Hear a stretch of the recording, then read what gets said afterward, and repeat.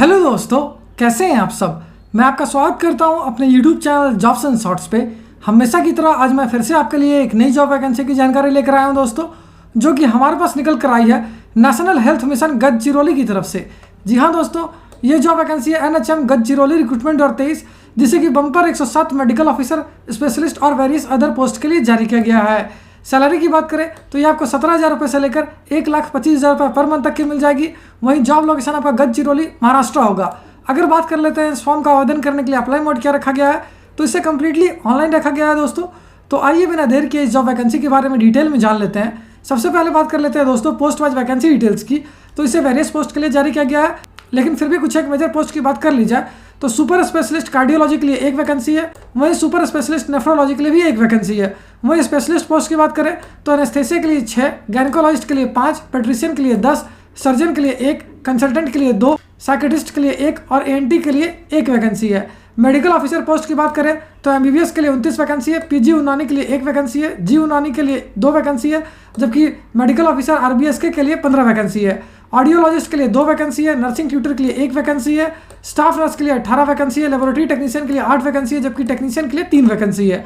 अगर educational qualification की बात करें तो जिन कैंडिडेट्स ने class 12th, diploma, degree, GNM, BSc, BUMS, BAMS, MBBS, post graduation, MD, MS, DNB, DGO, DM, DA, DCH या फिर DPM कर रखा है किसी भी रिकॉग्नाइज्ड बोर्ड यूनिवर्सिटी से, वो सारे कैंडिडेट इसके लिए आवेदन कर सकेंगे। अगर पोस्ट वाइज एजुकेशनल क्वालिफिकेशन की बात करें तो सुपर स्पेशलिस्ट कार्डियोलॉजी और नेफ्रोलॉजी के लिए आपका DM इन कार्डियोलॉजी या फिर नेफ्रोलॉजी क्या होना आवश्यक है।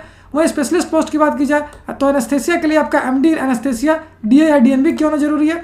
वहीं स्पेशलिस्ट गायनेकोलॉजिस्ट के लिए आपका MD, MS, गैनको या DGO या DNB क्या होना आवश्यक है। अगर स्पेशलिस्ट पेडिट्रिशियन की बात करें तो इसके लिए आपका MD इन पेड्रिक, DCH या DNB क्या होना जरूरी है। वहीं स्पेशलिस्ट सर्जन के लिए आपका MS इन जनरल सर्जरी या DNB क्या होना जरूरी है। स्पेशलिस्ट कंसल्टेंट की बात करें तो इसके लिए आपका MD इन मेडिसिन या DNB क्या होना आवश्यक है। वहीं स्पेशलिस्ट साइकेट्रिस्ट के लिए आपका MD इन साइकेट्री, DPM या DNB क्या होना जरूरी है। अगर स्पेशलिस्ट ENT पोस्ट की बात करें तो इसके लिए जिन कैंडिडेट्स ने MS इन ENT DORL कर रखा है या फिर DNB कर रखा है वो इसके लिए आवेदन कर पाएंगे। वहीं मेडिकल ऑफिसर MBBS के लिए आपका MBBS क्या होना जरूरी है, जबकि मेडिकल ऑफिसर PG यूनानी के लिए आपका पोस्ट ग्रेजुएशन यूनानी क्या होना आवश्यक है।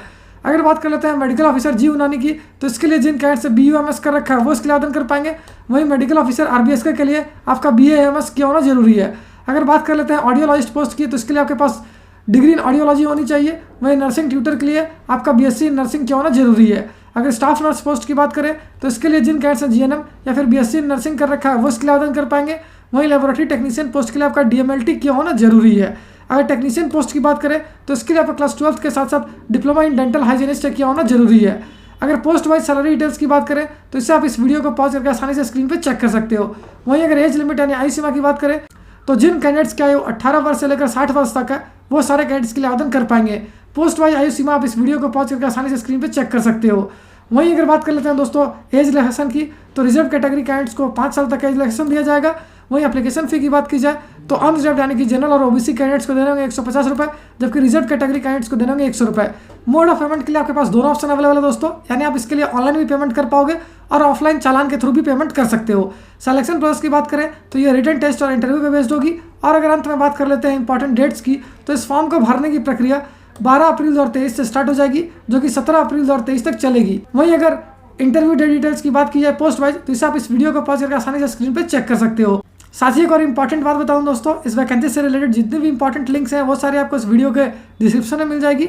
उस पर क्लिक करके आप ऑफिशियल नोटिफिकेशन भी डाउनलोड कर सकते हो और अपने फॉर्म के लिए ऑनलाइन आवेदन भी करना स्टार्ट कर सकते हो। तो उम्मीद करता हूं दोस्तों इस शॉर्ट वीडियो में आपको इस वैकेंसी से रिलेटेड सारी जानकारी अच्छे से समझ आ गई होगी। अगर फिर भी आपको कोई डाउट है या फिर कोई क्वेश्चन है तो उसे आप हमें कमेंट सेक्शन में पूछ सकते हो। तो फिर मिलता हूं दोस्तों एक नए वीडियो में एक नई जॉब वैकेंसी की जानकारी लेकर। जय हिंद।